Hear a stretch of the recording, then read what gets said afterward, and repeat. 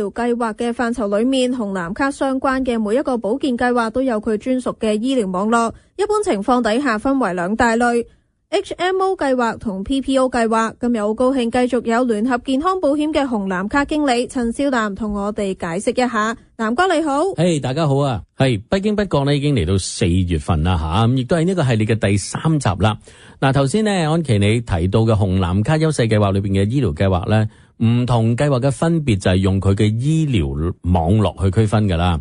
一般可以係 HMO 同埋 PPO 兩種為主啦。咁其實簡單嚟講呢， HMO 就係 Health Maintenance Organization 呢，就係一個計劃呢，當中所有嘅醫療提供者都係用同一個網絡，咁所以呢透過佢哋去為病人會員提供服務嘅。咁至於另一種咧就叫做 PPO 啦 ，Preferred Providers Organization 啦，就係除咗基本嘅一個網絡之外咧，仲可以俾佢哋用呢個網絡以外嘅一啲醫療單位或者專業。不過咧，對方就必須要接受呢一個計劃所提供嘅收費方式同埋價錢，咁先可以用㗎。如果唔係嘅話咧，唔接受咧，病人可能就要全數負責呢一啲嘅醫療費用啦。咁換句話嚟講，究竟係 HMO 好啲啊，定係 PPO 好啲呢？嗱，呢個問題咧問咗好耐噶啦，好多人都會咁講嘅。其實簡單嚟講咧，係好個人嘅問題，就係你中意食套餐啦、碟頭飯啦，定係自助餐咧咁樣咁解？我咩都中意，一時一樣嘅喎，得唔得噶？嗱，年青就係任性啦，冇辦法啦。咁當然啦，你可以揀嘅。不過咧，你要知道咧，我哋而家喺管理式醫療嘅系統裏邊咧，呢個所謂 managed care 嘅 system 裏邊咧，我哋都要遵守一啲咧基本嘅規則嘅。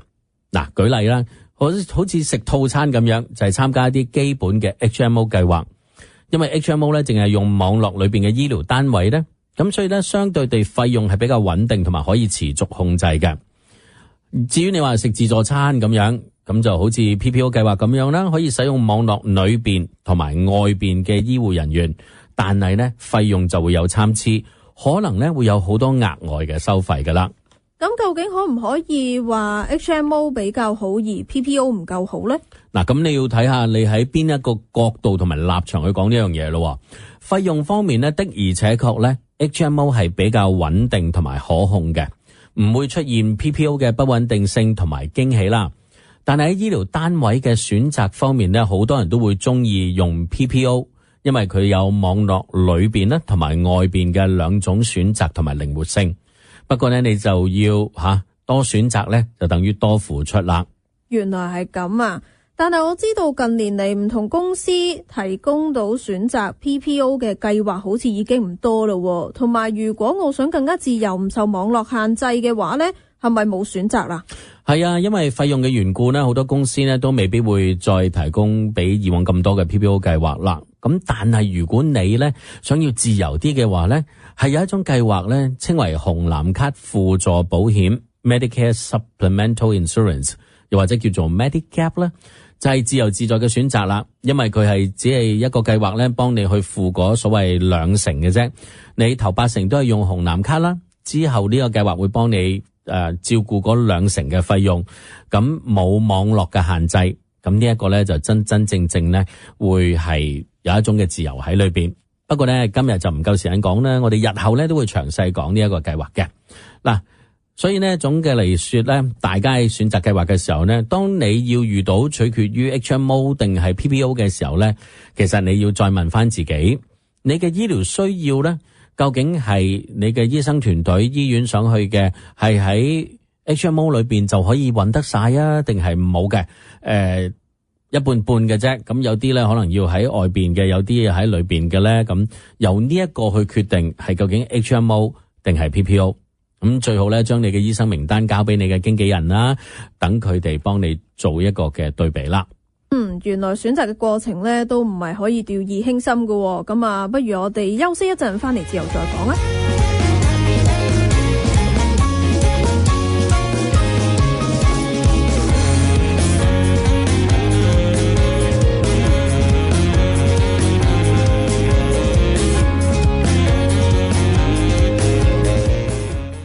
自照顧好家庭唔係一個人嘅事，而係需要團隊合作，需要有人攜手同行，有人確保萬事妥當。聯合健康保險就好似你嘅拍檔，伴你左右，為你同家人旅程嘅每一步需要細心服務。當你有一個團隊嘅協助，守護家人就會變得更加踏實同安心。聯合健康保險，因你所需，用心服務。聯合華語專線180080119001 1800801190。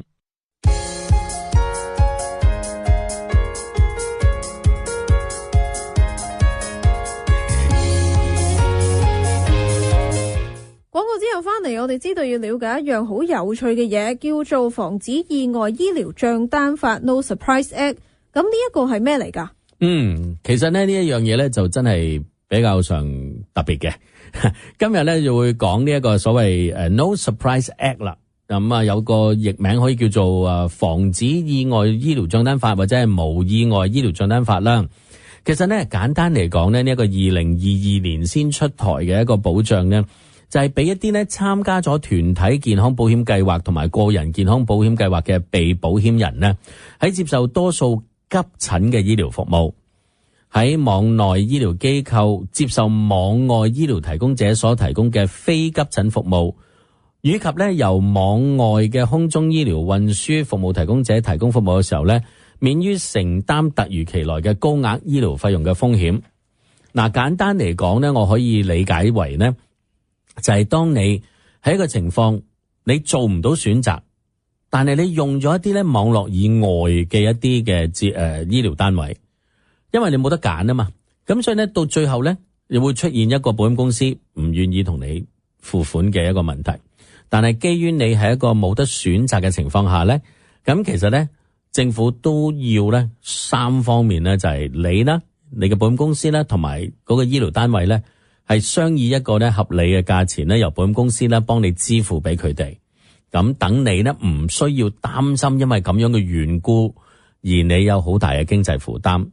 嗱，不過咧，好多人咧都未知道呢一樣嘢嘅出現嘅。我從來都唔知道，原來參加健康保險都有法律保障㗎喎。係啊，嗱，其實我一路都有提過呢一個嘅概念咧，就係話，當你攞紅藍卡嘅時候咧，你係攞緊政府嘅福利，透過社會安全稅啦，你供咗你個紅藍卡啦，到你合乎退休年齡嘅時候咧，政府就會俾到呢一個醫療福利你啦。咁但係當你咧參加任何一個計劃，任何一個公司，你就成為咗一個消費者啦。咁所以咧，當然會有消費者嘅保障俾到你啦。咁所以我哋都要了解一下自身嘅權益先得啦。咁呢一個保障其實係啲咩嚟㗎？嗱，咁要數翻呢，喺大概4年前啦，2022年起呢，聯邦法規呢新增咗多項防止意外醫療賬單嘅消費者保障措施。簡單嚟講呢，都係同個錢有關嘅。咁第一樣嘢呢，就係對於持有私人健康保險嘅民眾呢，法律係明確禁止最常見嘅意外醫療賬單嘅類型㗎。咁亦都對於有一啲冇買保險嘅人，或者有一啲人係自費嘅，咁佢哋都會有一個嘅保障喺裏邊，就唔會咧成為咗有經濟壓力啦、濫收開支啦咁樣等等等等嘅。咁乜嘢係意外醫療賬單啊？嗱，喺呢一個嘅醫療意外賬單咧，我哋而家講嘅咧唔係淨係喺紅藍卡範疇裏邊嘅，其實係泛指所有嘅健康保險計劃嘅。咁當然啦，紅藍卡優勢計劃嘅會員咧係唔需要擔心呢一個 surprise 嘅，因為保險公司已經會同佢把關啦。咁但係咧當中裏邊咧都仲有一個咧嘅叫做 balance billing 嘅所謂差額賬單咧，係會比較普遍出現嘅，而呢一個咧都係我想提醒嘅其中一樣嘢嘅。乜嘢叫做 balance billing 咧？咁樣意思咧就係話，當如果個醫療單位診斷咗你，即係照顧咗你之後啦，咁佢開單收錢啦。咁呢一個嘅服務咧，可能係要佢開200蚊。保險公司咧係願意承擔100蚊。咁你嘅分成即係嗰個 cost sharing 咧，可能係30蚊嘅啫 ，copay。咁中間咪出現咗有70蚊係收唔到錢嘅咯。係咯。咁但係呢一個收唔到錢嘅，究竟你係需要你去負擔啊？定係唔需要咧？咁呢一個嘅即係所謂保障法咧，就係肯定咧病人咧，如果你交咗你嘅保費啦，俾咗你嘅 co-pay 或者 co-insurance 啦，縱然呢個醫生呢個醫院收唔到餘額，因為保險公司俾晒錢，你都俾咗你個部分，都仲有一個 difference 喺裏邊咧，佢哋係唔能夠咧去收你呢一個所謂 balance 嘅。咁所以咧 balance billing 咧係屬於違法嘅。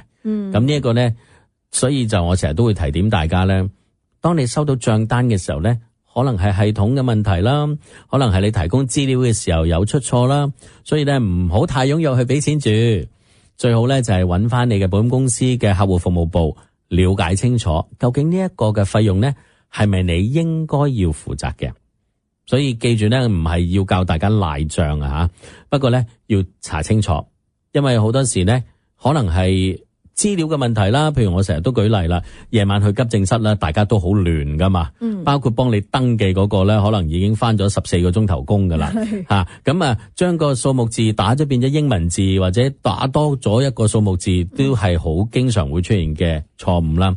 咁電腦系統就會幫你審批呢啲嘅單啦。咁一出嚟，發覺搵唔到安琪個會員號碼咁樣，咁點算啊？咁咪錯啦，咪直接咧電腦系統可能就會 send 張單去你屋企啦。咁嗰張單咧又好用家歡迎嘅 user friendly 啊，因為嗰啲咩 Visa、Master、American Express 咧，信用卡嗰啲標誌喺晒度，即係提醒你咧你可以碌卡俾咗先嘅咁樣。咁但係咧我就唔太建議大家咁樣做嘅，因為即係當中可能牽涉到有利息啊，或者有一個經濟負擔啊咁所以咧其實係可以等嘅，咁就了解清楚啲。先至咧去應付呢啲賬單咧，先係明智之舉啦。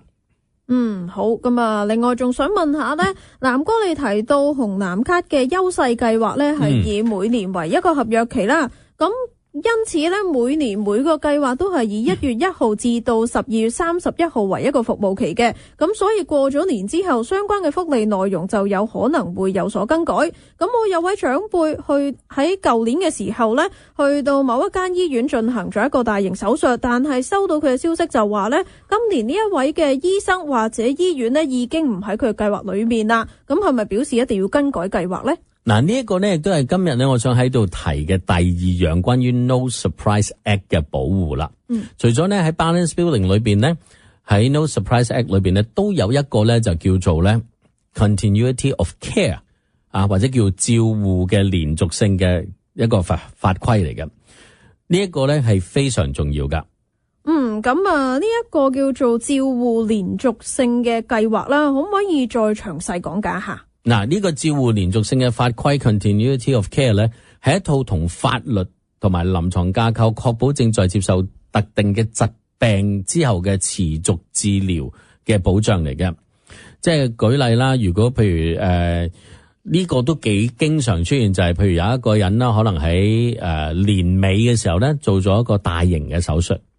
咁你知道啦，大型手術之後嘅康復嘅過程，可能會牽涉到3至6個月嘅復診啦，或者係繼續嘅治療啦。咁你係突然間，如果因為喺年中或者係年頭嘅時候，呢一個嘅保險計劃冇咗呢一個醫療嘅單位嘅話咧，咁如果你冇轉計劃，咁係咪唔可以睇咧？答案就唔係啦。因為咧，你唔需要因為咁樣嘅緣故咧，要俾更多嘅錢。你可以咧透過呢個 Continuity of Care 咧，由政府做中間人，就確保咧保險公司可以繼續同呢個醫療單位咧，用舊嘅合約形式去為你提供照顧，直到你呢個情況改善，唔再需要為止。咁所以咧呢一個嘅No Surprise Act 咧就係有呢個 Continuity of Care 嘅保障嘅。咁詳細嘅咧，其實咧大家咧都可以咧打電話去你嘅保險公司嘅客戶服務部咧去了解一下嘅。咁其實咧佢都有一啲嘅特定嘅情況咧，去俾大家一個嘅指引嘅。咁乜嘢係符合呢一個嘅即係情況咧？咁有幾種嘅喎。嗱，第一種咧就係叫做嚴重而且複雜嘅病況啦 ，serious and complex conditions 啦。咁就係你需要持續接受治療嘅，亦都要避免重大健康風險嘅急性嘅病況嘅，或者一啲特定嘅慢性病嘅，例如好簡單啦，癌症治療，你可能開刀割咗個腫瘤出嚟，你仲要繼續做呢個放射性治療嘅。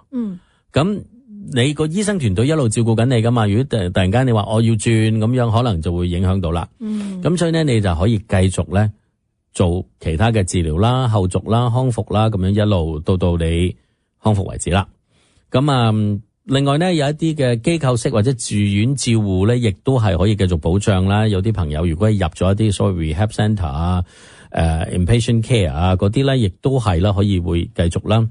咁另外一個咧，亦都係我最常聽到嘅就係話已經排程嘅非選擇性手術啊，即係譬如安排咗2月要去換腎，咁但係突然間呢個醫院唔喺度，點算咧？咁樣我排緊隊嘅，咁樣，咁唔使驚，可以繼續，到你嘅時候咧可以做呢個手術，做完手術之後嘅復健咧，亦都係繼續可以得到呢個照顧嘅。咁另外咧，產婦啦，嗱，雖然呢個唔係一個病啦，係咪？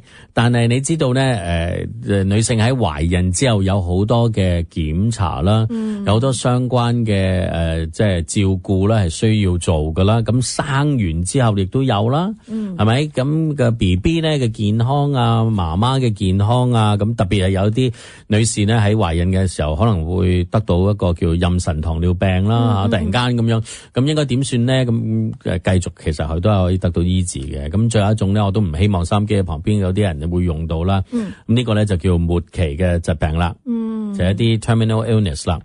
咁你都係可以繼續嘅。咁所以講咗咁多呢一啲嘅情況咧，如果大家都仲有問題嘅時候咧，真係打電話俾你所屬嘅保險公司嘅客戶服務部，佢哋可以幫你尋求幫助嘅。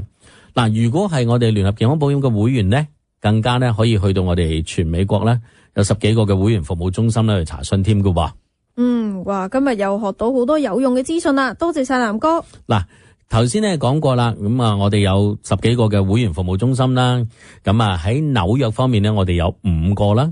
喺 Manhattan 咧，我哋有 Canal 街161號啦，東百老匯嘅35號啦，同埋喺 Brooklyn 嘅八大道嘅6402號64街啦，仲有呢一個嘅 Bensonhurst 嘅2114號嘅86街啦。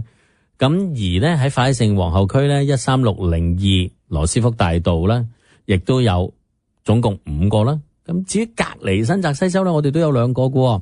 喺Bergen County 啦 ，Palisade Park 咧就有呢一個350號嘅 Broad Avenue 啦。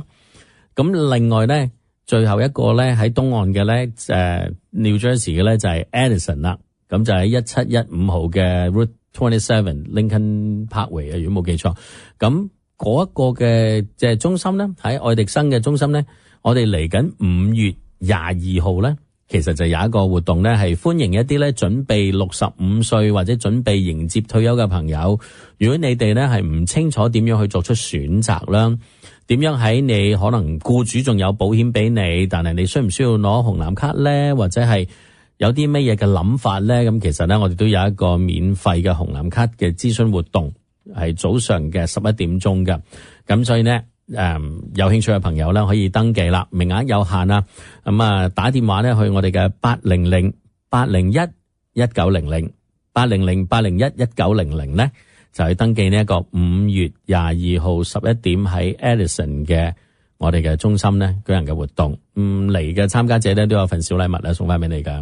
咁大家千祈唔好錯過啦！今個節目咧仲會喺5月2號星期六朝早9點鐘有重播噶。南哥，我哋下次再見啦噃。下次再見，拜拜。